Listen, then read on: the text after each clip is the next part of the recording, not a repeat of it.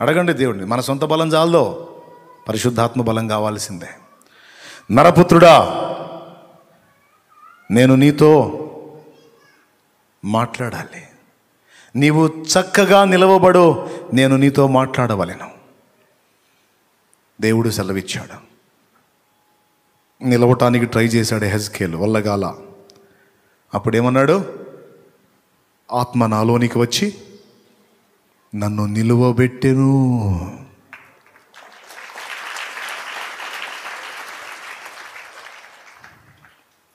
గమనించండి, అపవిత్రతను విసర్జించినటువంటి ఈ నలుగురు, ముగింపు, అపవిత్రతను విసర్జించిన ఈ నలుగురు వంటి వారు ఇంకా ఎవ్వరూ కనపడలేదంట నెబుకద్నెజరుకి. అది కదా మూలవాక్యం.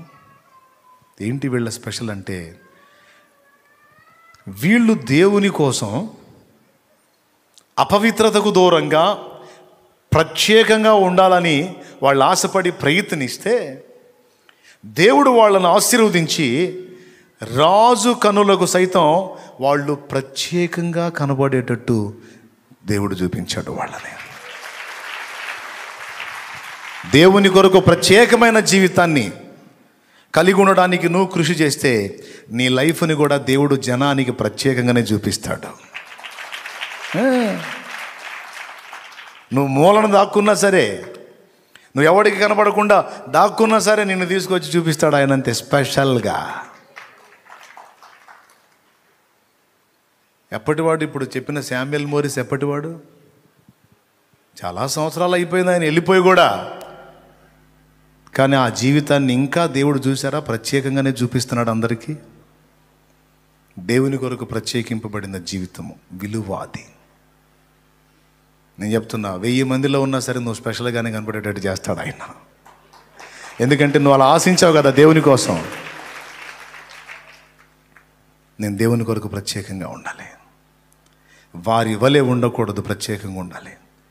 వాళ్ళు అలా ఉన్నారని తృణీకరించడం కాదు, కనీసం నేనన్నా జాగ్రత్తగా ఉండి నా దేవుని కార్యాలు జరిగినట్లు నేనన్నా ఆయనకు ఒక నివాసంగా నిలబడాలి అని ఏ హృదయం ఆశిస్తుందో ఆ హృదయాన్ని దేవుడు ఈరోజు దర్శించబోతున్నాడు. నేను చెప్తున్నా, దేవుని సన్నిధి తనతో ఉన్న యోసేపు అనే ఒకడిని యాకోబు కలిగి ఉన్నందుననే కరువు కాలమందు యాకోబు కుటుంబం బతికిపోయింది. లేకపోతే కనాన్లో చచ్చి ఉండేవాళ్ళు. ఎవరి వల్ల బతికారో తెలుసా? దేవుని సన్నిధిని తన యందు కలిగి ఉన్న, తనతో కూడా కలిగి ఉన్న యోసేపును బట్టి బతికారు మొత్తం. అంటే ఏంటో తెలుసా? దేవుని సన్నిధి తన యొద్ద కలిగి ఉన్న వ్యక్తి ఎక్కడ ఉంటే అక్కడ సమృద్ధి ఉంటుంది. సమృద్ధి, ఇక దరిద్రత ఉండదు. ఒకవేళ దరిద్రతలా కనపడ్డా కూడా దేవుని సన్నిధి తన యొద్ద కలిగి ఉన్నటువంటి భక్తుడు అక్కడికి వస్తే ఆ దరిద్రత కూడా సమృద్ధిగా మారిపోతుంది. ఏలియాకి ఏం లేవు, కానీ ఏలియా అడుగుపెట్టాడు సారెపతు విధవరాల ఇంట. తరిగిపోని దీవెన, అయిపోని ఆశీర్వాదం. ఎలీషాకి ఏం లేవు, ఆస్తులోనే నయమాన్ ఇవ్వబోయినా తీసుకోవాలా, కానీ ఎలీషా ఎక్కడుంటే అక్కడ సమృద్ధి. మోషే ఎక్కడుంటే అక్కడ సమృద్ధి. యేసయ్య ఎక్కడుంటే అక్కడ సమృద్ధి. గంపల గంపలు మిగలాల్సిందే, కరువు ఉండదో. స్తోత్రం. 5 రొట్టెలు 2 చేపలు, మిగిలింది 12 గంపలు. ఏంది అది? యోసేపు ఎక్కడుంటే అక్కడ సమృద్ధి. ఐగుప్తు దేశం మొత్తానికి అన్నం పెట్టాడా? కనాను వాళ్ళకి అన్నం పెట్టాడా? కుటుంబానికి అన్నం పెట్టాడా? చూడండి, దేవుని సన్నిధి తన యొద్ద కలిగి ఉన్నవాడు ఎవరితో మాట్లాడుతాడో వాళ్ళ హృదయాల్లో పరివర్తన. దేవుని సన్నిధి తన యొద్ద కలిగి ఉన్నవాడు ఎవరిని స్పర్శిస్తాడో వాళ్ళలో కార్యం. ఏ ఇంట అడుగు పెడతాడో ఆ ఇంట సమాధానం. నువ్వు ఎలా ఉండాలనుకుంటావు నీ ఇష్టం. అయిపోయింది. నిన్ను ఒక ప్రత్యేకమైన వ్యక్తిగానే దేవుడు చూపాలని ఆశపడతా ఉన్నాడు. నిన్ను ఒక ప్రత్యేకింపబడిన పాత్రగానే చూపాలని, వాడుకోవాలని దేవుడు ఎదురు చూస్తూ ఉన్నాడు. ఇక నీ మైండ్, నీ ఆలోచన, నీ ఆసక్తి శుభ్రంగా కూర్చొని నిద్రపోతున్నావు, చెప్పే వింటున్నావు, గురక పెడుతున్నావు గుర్రు గుర్రుమని, లేకపోతే సీరియస్గా మైండ్లో తీసుకుంటున్నావు. చూసుకో ఒకసారి. ఆ దూరాన ఉన్నోళ్ళు దగ్గర వాళ్ళు అందరు చూడండి, మీ మనసులను ఒకసారి పరిశీలించుకోండి. ముగిస్తున్నా. రండి మోకాళ్ళ మీదకి. అపవిత్రమైన వాటి మధ్య నుండి తొలగిపోండి. ఒకవేళ ఇంతవరకు తొట్టుపాట్లు పొరపాట్లు జరిగి ఉంటే క్షమాపణ కోరుకోండి. పాపమును అసహించుకొని, అపవిత్రతను ఈసడించుకొని పరిశుద్ధ జీవితాన్ని ఆశపడుతున్నావు. దేవుడు దాన్ని కూడా విజయం లెక్కలోనే వేశాడు. స్తోత్రం, హల్లెలూయా. నిన్ను బట్టి నీ ఇంటిని దేవుడు దీవించగోరుతాడు. నిన్ను బట్టి నీ సమాజాన్ని దేవుడు దీవించగోరుతాడు. నిన్ను బట్టి నీ బంధు జనావళిని దీవించగోరుతాడు. నిన్ను బట్టి నీవు నడుచు సంఘమును దీవించగోరుతాడు. నిన్ను బట్టి నీవు ఉన్న ఊరిని దీవించగోరుతాడు, రక్షించగోరుతాడు. శాపానికి నిలయంగా ఉంటావా, ఆశీర్వాదానికి నిలయంగా ఉంటావా? దేవుని సన్నిధిని తన యొద్ద కలిగి ఉన్నాడో, తన యందు కలిగి ఉన్నాడో యోసేపు. ఫలితంగా ఏం జరిగిందో మీకు తెలుసు. శ్రమలన్నీ ఆశీర్వాదాలుగా మార్చబడ్డాయి. అనేకుల్ని బ్రతికించేవాడుగా తయారయ్యాడు. కుటుంబ ఆశీర్వాదానికి కారణమయ్యాడు. తను అడుగుపెట్టిన ఇంటి పోతీఫెరో అనేవాడి ఇంటికి ఆశీర్వాదానికి యోసేపు కారకుడయ్యాడు. అందుకే చెప్తున్నా, నువ్వు ఎక్కడ అడుగు పెడితే అక్కడ నిన్ను బట్టి ఆ ప్రాంతమును నా దేవుడు దీవిస్తాడు. మీరు నమ్ముతారో లేదో, కొన్ని గ్రామాలకి సేవకులు పరిచర్యకి పోయినప్పుడు పోయేటప్పుడు దారులు కూడా చండాలంగా ఉండే. దైవజనులు ఆ మార్గంలో తిరగటం మొదలుపెట్టిన తర్వాత చక్కని తారు రోడ్లు వేయబడ్డాయి. ఆశ్చర్యం. వారు సంచరించు స్థలమెల్లా ఆశీర్వాదకరంగా మార్చేస్తాడు ఆయన. వారు అడుగుపెట్టు ప్రాంతము, వారు అడుగుపెట్టు ఊరు, వారు అడుగుపెట్టు గ్రామము, వారు అడుగుపెట్టు కుటుంబము మారిపోతుంది. దాని రూపురేఖలే, వారి చేతి స్పర్శ, స్వస్థత ప్రజలు పొందడానికి హేతు అవుతుంది. ఈరోజు మనం ఒప్పుకుందాం, ఎన్నో అపవిత్రతలు మన వల్ల జరిగాయి. దేవుని కొరకు ప్రత్యేకంగా ఉండాలని నిర్ణయించుకున్నటువంటి ఆ నలుగురిని దేవుడు ప్రత్యేకంగానే ఘనపరిచాడు. ఇలాంటి వాళ్ళు ఇంకెవరూ లేరురా రాజా అన్నట్టుగా రాజుకు చూపించాడు. ఈరోజు నీవు దేవుని కొరకు ప్రత్యేకంగా ఉండని ఇష్టపడినట్లయితే నిన్ను కూడా ప్రత్యేకంగా ఎత్తిపట్టాలని దేవుడు ఆశిస్తున్నాడు. దేశము యొక్క ఉన్నత స్థలముల మీదికి నిన్ను ఎక్కించేదను అని ఆయన మాట్లాడుతున్నాడు. నీవు తలగా ఉండవు కానీ తోకగా ఉండవు అని ఆయన మాట్లాడుతున్నాడు. అనేకులకు నిన్ను ఆశీర్వాద కారణముగా చేసేదను అని ఆయన మాట్లాడుతున్నాడు. ప్రతిష్ట కలిగిన జీవితం, ప్రత్యేకింపబడిన జీవితం. ఇంతవరకు జరిగిన అపవిత్రతలు వదిలేసాయి. తెలిసి తెలియని తప్పులు, పొరపాట్లు, లోపాలు ఒప్పుకో, క్షమాపణ కోరు. తెలుసో తెలియకో జరిగింది, నువ్వు ఇష్టపడలేదు, నువ్వు కావాలని చేయలేదు. నీ శరీర తత్వాన్ని బట్టి బలహీనపడ్డావు. అయినా దాని విషయంలో నువ్వు ఏడ్చావు, దుఃఖపడ్డావు, సిగ్గుపడ్డావు, వేదన పడ్డావు. అది జ్ఞాపకం వచ్చినప్పుడల్లా దుఃఖం. దేవుడు దాన్ని కూడా క్షమించున్నాడు. నేను కడిగి వేశాను, ఇంక మళ్ళా ఆ విషయంలో నువ్వు వేదన పడొద్దని దేవుడు మాట్లాడి ఉన్నాడు. ఈరోజు నిన్ను నూతన పరుస్తున్నాడు ఆయన. క్రొత్త తైలముతో నిన్ను ప్రోక్షిస్తున్నాడు. పాతదైన పులిపిండి నీలో నుండి తొలగిస్తా ఉన్నాడు. ఈరోజు నూతన పరుస్తున్నాడు. నిలువెల్ల నిన్ను మరలా తన రక్తముతో కడుగుతున్నాడు. నా సోదరుడు, ఆ సోదరి, మళ్ళొక్కసారి నీ పైన తన రక్తధారలు ప్రవహిస్తున్నాయి. యేసు రక్తము మళ్ళొక్కసారి నీ పాపములన్నిటినీ కడుగునట్లుగా నీ మీదికే ప్రవహించి వస్తుంది. శత్రువు మీద యుద్ధం ప్రకటించో, పాపం మీద యుద్ధం ప్రకటించో, శాపగ్రస్తమైన క్రియల మీద యుద్ధం ప్రకటించు. అపవిత్ర కార్యకలాపాల మీద యుద్ధం ప్రకటించు.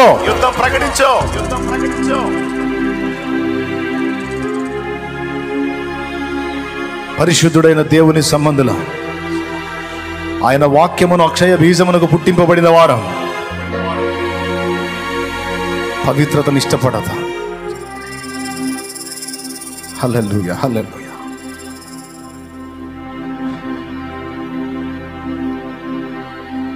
ఆ తీర్మానం నీలోనికి రావాలి. కనీసం ఇది మొదలుకొనైనా నీ వంతు పోరాటం నువ్వు చేయాలి. పాపానికి దూరంగా పారిపోవడానికి నీ వంతు ప్రయత్నం, నీ వంతు కృషి నువ్వు చేయాలి.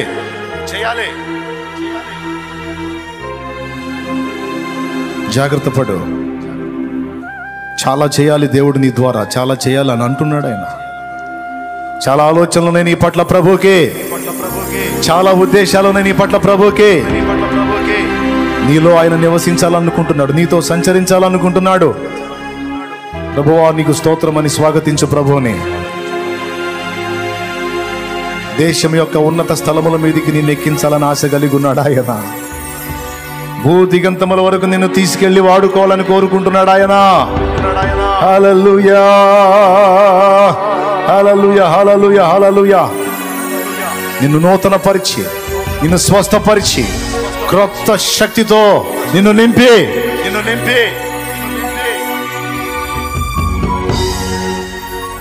గొప్ప పాత్రగా చేయగోరుతాడు ఆయన. ఇది మొదలు తీర్మానం చేయి. వదిలేసే ఆ పాత పాపిష్టి బ్రతుకు వదిలే, ఆ ఊరికనే బలహీనపడే మనసు వదిలే. దీక్షభూను పట్టుదల కలిగి ఉండ. ఆ నలుగురు ఎలాగైతే తీర్మానించుకున్నారో మనం అపవిత్రతలోకి వెళ్ళకూడదు. మనం కలిసి ఉందాం, ఐక్యంగా ఉందాం, ప్రార్థిద్దాం, ప్రభు కొరకు ఉందాం, అపవిత్రతను అంటకుండా కాపాడబడదాం. మనం ఒకరినొకరు బలపరుచుకుందాం, ప్రోత్సహించుకుందాం. దేవుని కొరకు, దేవుని పని కొరకు, దేవుని కార్యాల కొరకు మనం ఒకరినొకరం రేపుకుందాం.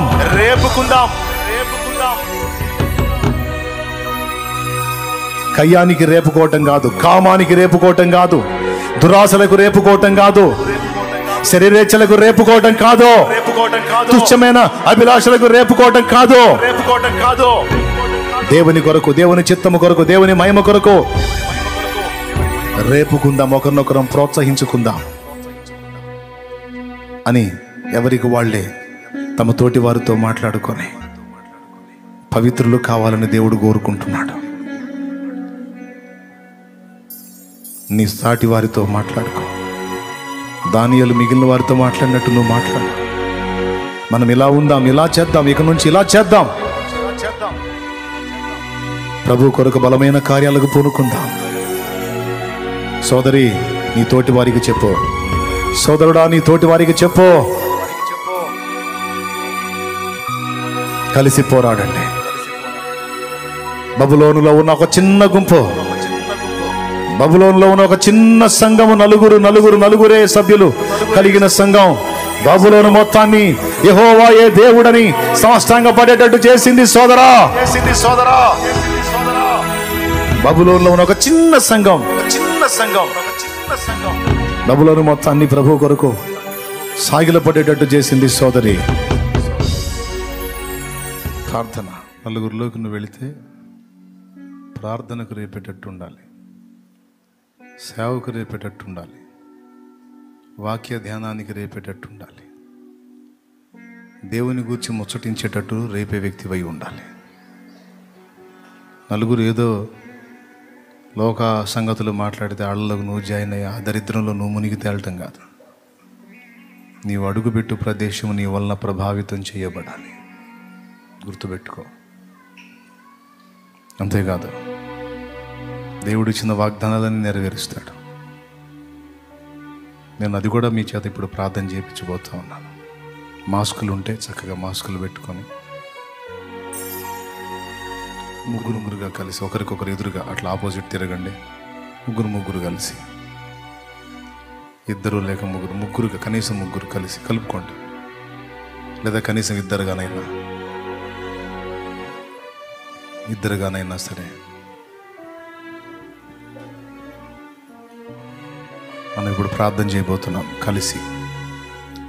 బబులోన్లో ఉన్న ఒక చిన్న గుంపు, బబులోన్లో ఉన్న ఒక చిన్న నలుగురు దేవుని కోసం నిలబడితే ఆ నలుగురు వల్ల దేవుడు జరిగించిన కార్యం. రాజులు సాష్టాంగపడ్డారు, గడగడ వణికిపోయారు. ఈరోజు ఇంతమంది ఉన్నాం, ఎందుకని కదలటం లేదు? మన చిన్న గ్రామం కదలటం లేదే, మన వీధి కదలటం లేదే, మన బంధువర్గం కదలటం లేదే, మన పట్టణం కదలటం లేదే, మన సమాజం కదలటం లేదే, మన రాష్ట్రం కదలటం లేదే.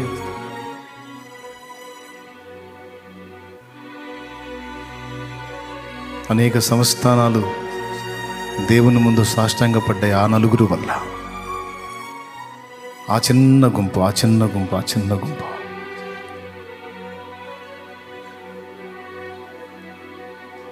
ఈరోజు ఒక చిన్న గుంపుగా మనం ప్రార్థన మొదలు పెడదాం. చిన్న గుంపులుగా మన పాపాలను మనం ఒప్పుకుందాం, పాపమునందు అసహ్యపడదాం, పరిశుద్ధతనందు ప్రేమ కలిగి ఉందాం, దేవుని వేడుకుందాం.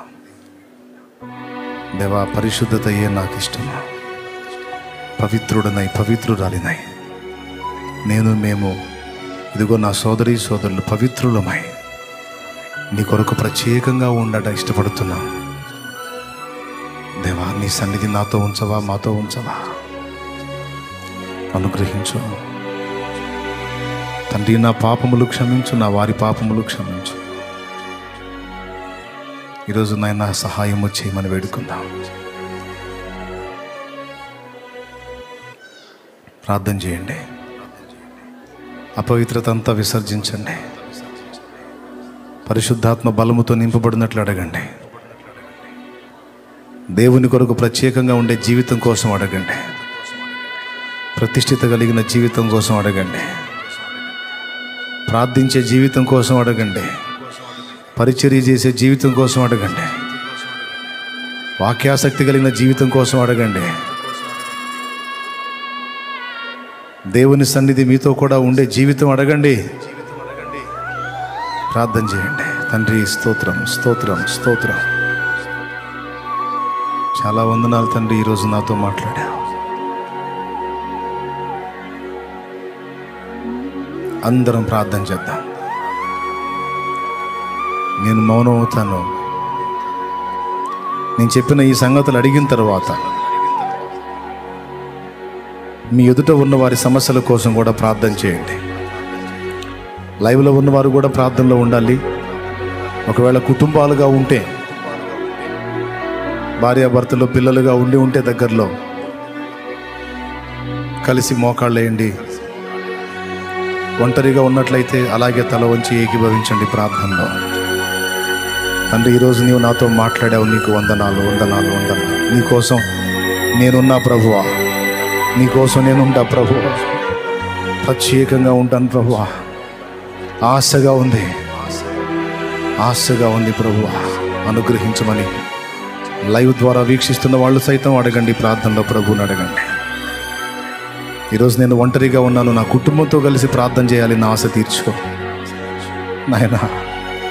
నిజమే నా ప్రభువా, నేను ఎవరిని కదిలించలేకపోతున్నాను.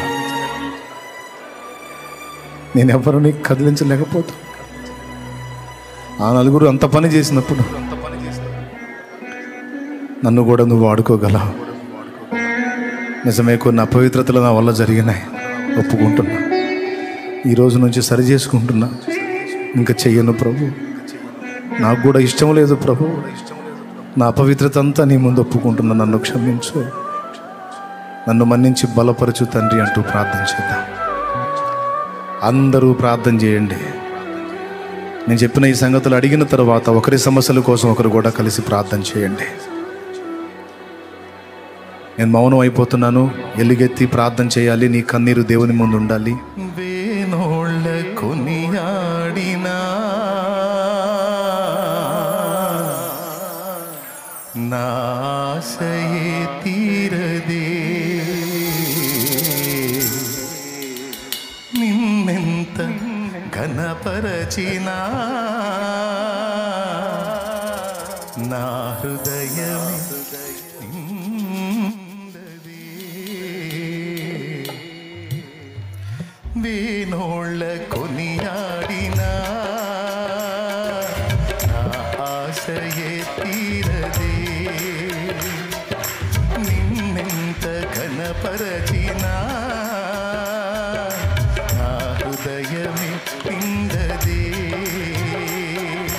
నజరేయుడ యేసయ్యా, నీ స్తుతి తప్ప ఆనందమే లేదుగా. నా స్థితి మార్చినది స్తోత్రనిధియే కదా. నీ స్తుతి తప్ప ఆనందమే లేదుగా. నా స్థితి మార్చినది స్తోత్రనిధియే కదా. వేణోళ్ళ కొనియాడినా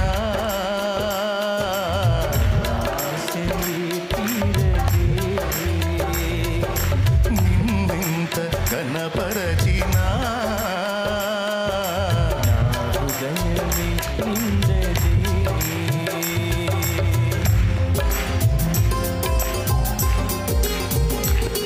మనసారా చప్పట్లు కొడుతారు. ఎన్నిక లేని మనలను ఎన్నుకొని లోకములో నుంచి వేరు చేసి తన సన్నిధికి పిలిచిన దేవుడు నా ప్రార్థనా మందిరములో వారిని ఆనందింప చేస్తానని వాగ్దానం చేసిన ప్రభు. స్తోత్రం.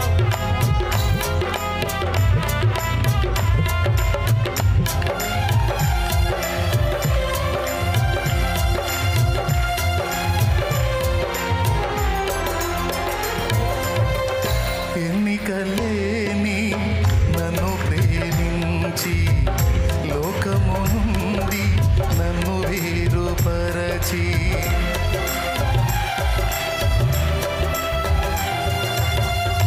ఎన్నికలేని నన్ను ప్రేమించి లోకము నుండి నన్ను వేరుపరచి నీ సన్నిధిలో నీ కౌగిలిలో నీ సన్నిధిలో నీ కౌగిలిలో నిత్యము నిలువగా పిలిచావు. మలిన బ్రతుకును నూతన పరచి, మలిన బ్రతుకును నూతన పరచి, పరిమళ సువాసనగా నన్ను నింపినావు. హల్లెలూయా యేసయ్యా, వేసావు నీ ప్రేమతో నన్నిల, మది గెలిచావు లోకాన్ని మరిచిందల. పెన వేసావు నీ ప్రేమతో నన్నిల, జత కలిసావు లోకాన్ని మరిచిందల. వేణోళ్ళ కొనియాడినా ఆశయే తీరదే. నిన్నెంత ఘనపరచినా నా హృదయమే నిందదే.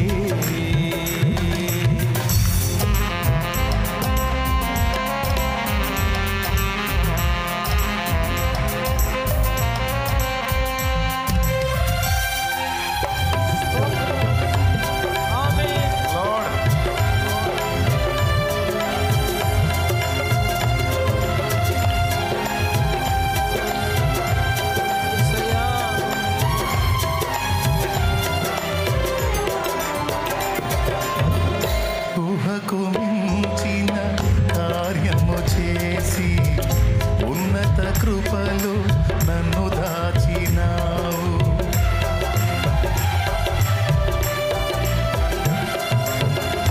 ఊహకు పాడాలి. కార్యము చేసి ఉన్నత కృపలో నన్ను దాచినావు. గమ్యమే తెలియని ఈ పయనములో, గమ్యమే తెలియని పయనములో నా గురి నీవై నిలిచావు.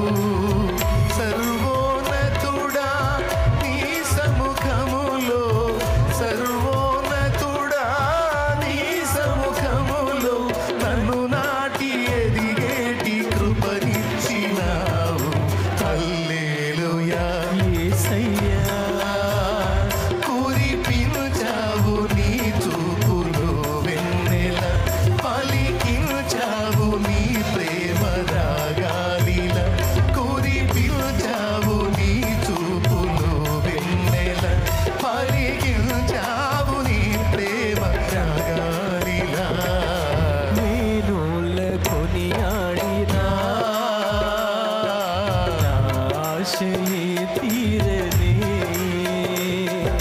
నిన్నెంత గణపరచినా నా హృదయమే నిండదే.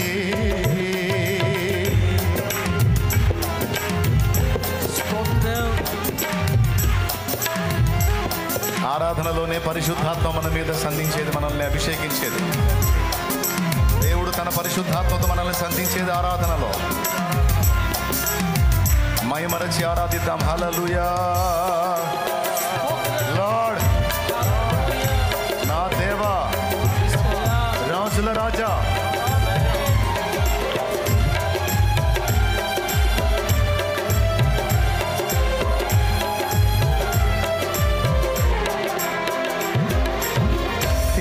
తేజోవాసుల స్వాస్థ్యములోన నన్ను చేర్చగా కోరిక కలిగి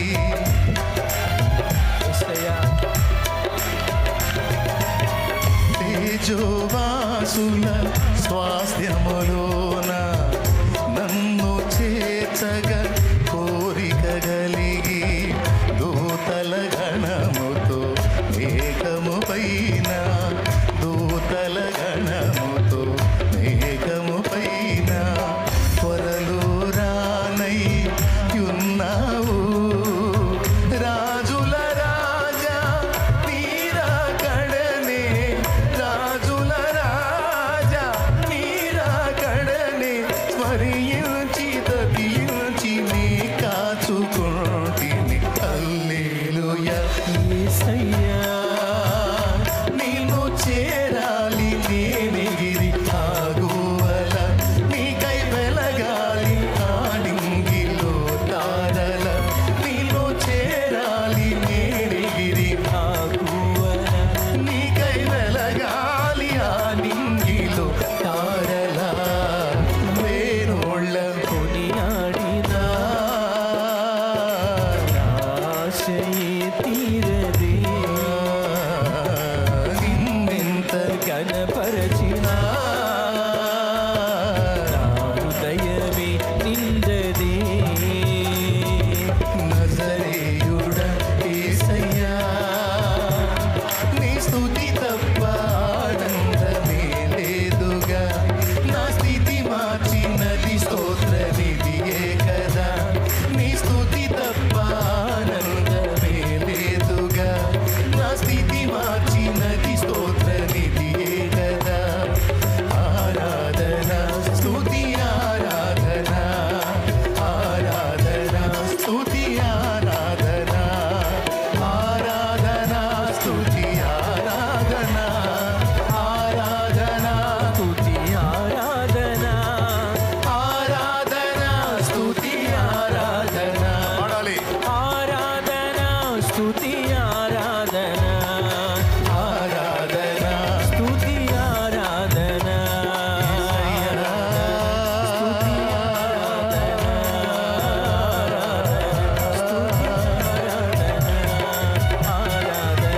స్తుతి ఆరాధన దేవా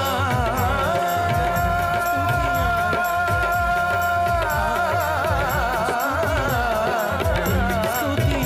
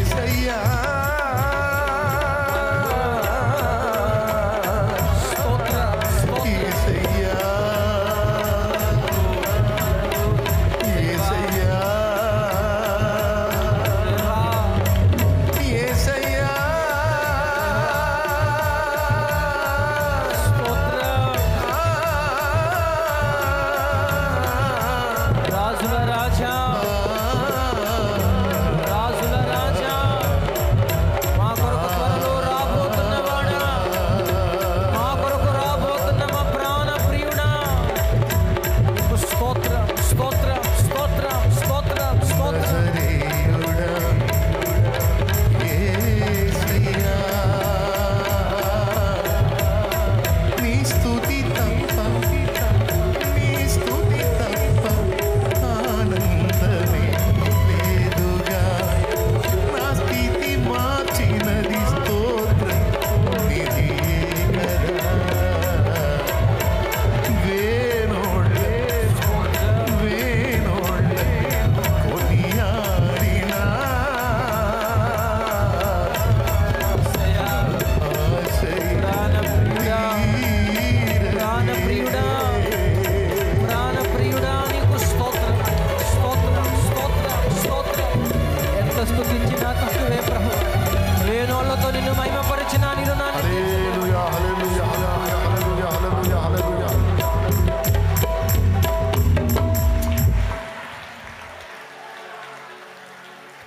ఊహకు మించిన కార్యము చేసి ఉన్నత కృపలో నన్ను దాచినావు. గమ్యమే తెలియని